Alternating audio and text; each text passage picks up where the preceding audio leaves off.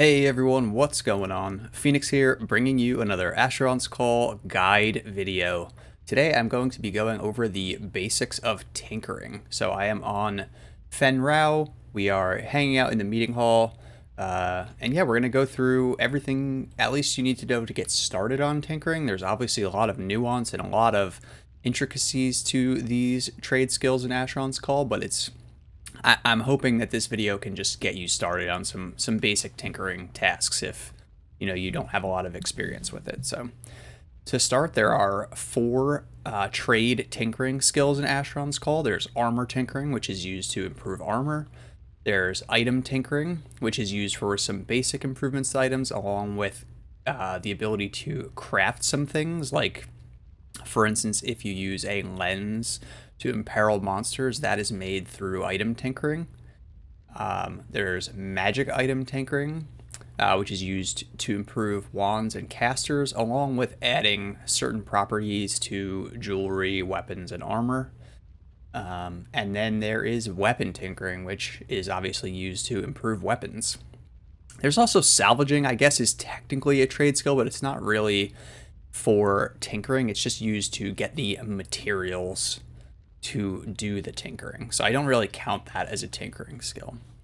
But anyway, the first step in most tinkering processes is to imbue an item.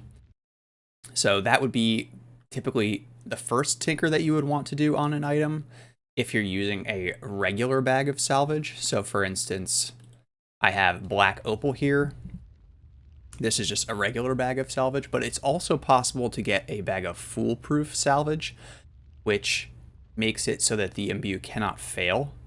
And in that case, you would want to do that last.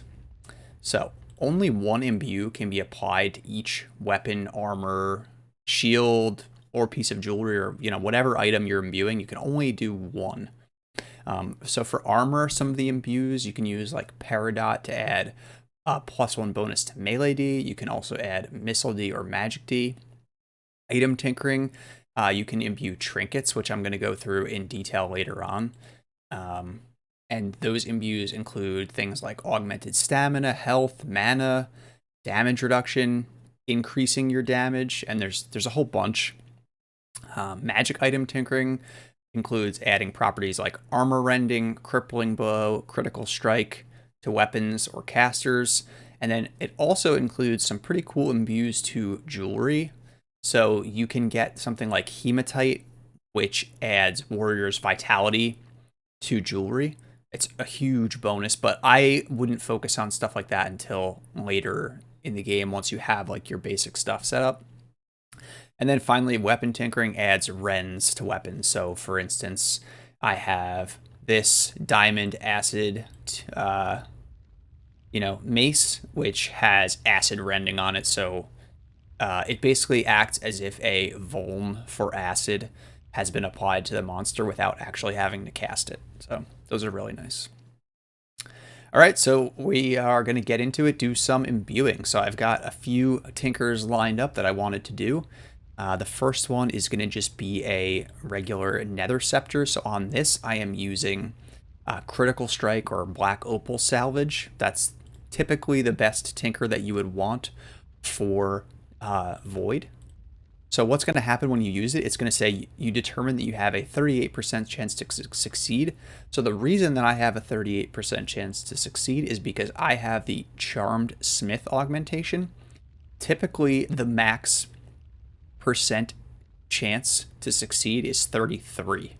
So if you don't have that augmentation, you're going to see 33 in this dialog box. This is it gives you the chance to chicken out. So you can do yes or no. One thing I will say is that the chance of success from the in-game dialogue is not always correct, which is why if you look in the bottom left of my screen, through, I believe it's one of the plugins, it might be Mag Tools or it might just be Virindi Tank, but it basically tells you the actual true percentage, which it's telling me is 38.32%. One thing I will note that I kind of forgot about is in order to get this dialog box, you need to go into your config for your character. And one of the options is use crafting chance of success dialog. So you want to make sure that that's checked. Otherwise, as soon as you use this black opal on the item, it's just going to try to apply the imbue success or failure. So it's not going to give you the chance to back out without that checked. So let's go ahead. We'll see how we do. So I failed to apply the black opal salvage. This is actually a local message that would go out to anybody who's in this room with me. So everybody knows when you miss when you miss an imbue, it's kind of and that's actually true for every tinkerer. So even if you're adding one, you know, just adding green garnet or something, which can go up to a 100% chance, everyone in the area is going to know if you succeed or fail. So I've got a whole bunch of these lined up, so hopefully we can land one. And there we go. On the second try, I successfully apply the black opal salvage to the yellow topaz nether scepter. And you'll see that now the item, whereas before it was just a wand, now it has this cool blue background. So you can very quickly identify, you know, your items and what imbue they have on them. So I've got a couple more down here. So I've got a cold one, which is this light blue. The acid is obviously green. Bludgeon gives you this white background. And I've got a few more imbues that I want to try to land. So we'll see how those go. Wow. So we got back-to-back void scepters. Failed that one. Failed that one. And succeeded on that one. So this orange color is slashing. So that's actually a really nice land. And yeah, that's really all you need to know about imbuing. I definitely recommend getting somebody who has the Charmed Smith augmentation, or getting it yourself before you try to do too many of these, because that extra 5% chance really does add up pretty quickly. Once you have an item imbued, then you could add additional salvage to it, getting, depending on your skill, going all the way up to 100% chance to add additional salvage. Now, each item can only be tinkered up to 10 times. What's going to happen to the item after you imbue it is it's going to stamp that item with this imbued by and whoever did it. So in this case, Fen Rao.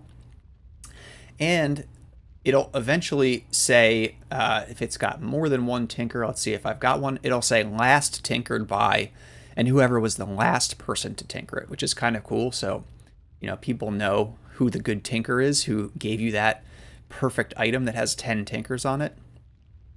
Like I said, 10 is the max, and as you get to the higher number of tinkers, it becomes much more difficult to land the tinker.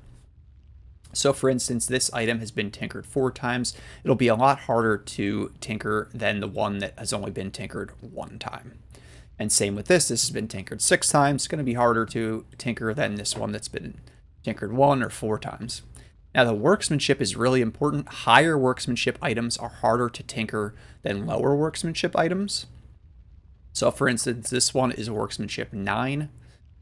This one is 7. This one is 10. So 10 is the highest and the hardest to tinker, which is probably why I only have this on 6 tinkers instead of all the way up to 10.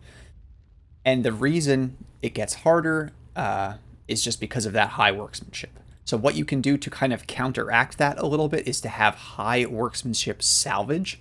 So again, similar to the weapons, salvage goes from anywhere from 1 workmanship up to 10.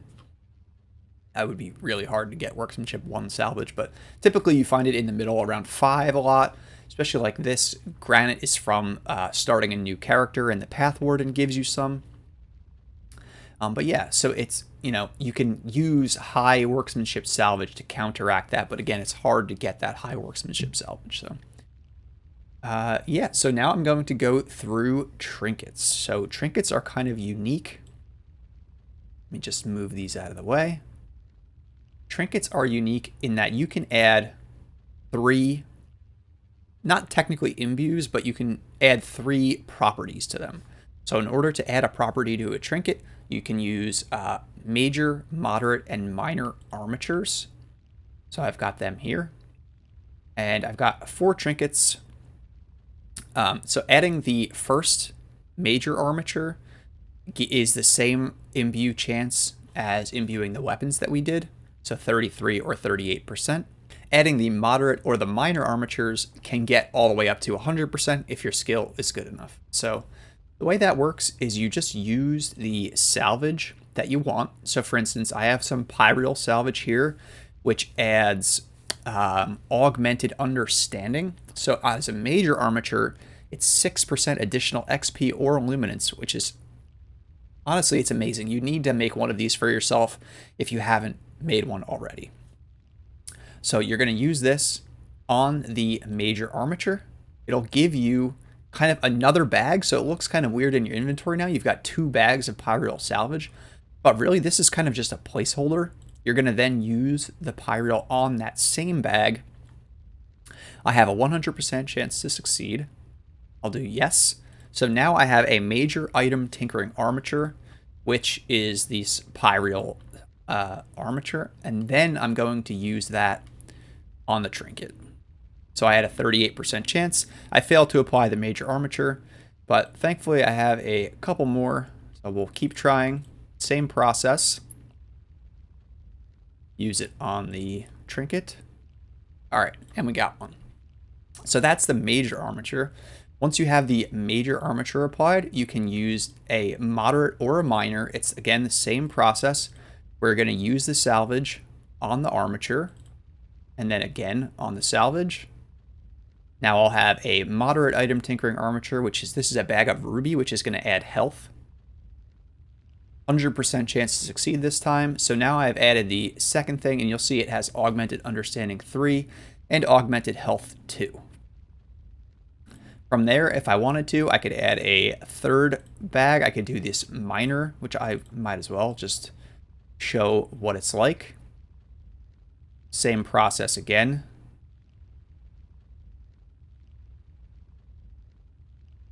I think, yeah, okay. I don't know why that didn't work, but anyway, this is going to add a mana buff. So now it is imbued with all 3. You just pop it on and you'll see augmented understanding 3, augmented health 2, augmented mana 1, which is pretty cool. I actually already have one, which apparently my arcane lore is too low to use right now, but yeah, so that's how you make a trinket. There are a ton of different ways that you can make a trinket. For instance, you can add augmented damage, you can add damage reduction. The way that I like to make my trinkets, if I'm not thinking about experience, is I like to do diamond, which is augmented damage. So it adds 3 damage rating. Then I like to add health, because that adds 10 health, which is really nice. And then I do 1 damage reduction, so that's going to add 1 damage reduction rating. So that's, on Phoenix, that's what my trinket typically is when I'm not using the XP trinket. So, all right, and then the last couple things that I wanted to go over is a couple of specialty salvage things. There's leather. So I just made this trinket, and you can see it has no special properties, but I like to use leather on things because it adds the retained property. So what that means is that the item can't be salvaged, it can't be sold to a vendor, and you can't use a mana stone on it. So I can't now accidentally do this. It just says you cannot drain the mana of this item because it is retained. It just prevents you from making any mistakes with your items, and super useful. So I recommend anything that you're going to keep that you want to use on your character, just put leather on it. It's super easy to get leather. You're not going to waste it. It's just going to save you the headache. So really nice. And the last one is ivory. So if you get a quest item, you want to put it on a mule, you can use ivory and add it to an item. And then it's no longer attuned, and you can put it on a mule if you want. And the really nice thing about these 2 special salvages is that there's no skill check to add them. So that's why I say add the leather. It doesn't count as a tink. So like I said before, you can only tinker an item 10 times. In this case, that's not true. So I think that's going to be it for this basic introduction to tinkering. Definitely leave any comments or questions that you have on tinkering down below, and I'll try to make a more advanced tinkering video and go through any of those questions that you do have. So yeah, I hope you enjoyed this Asheron's Call guide. If you did, please press that like button. Please subscribe to the channel, and thanks for watching. Bye.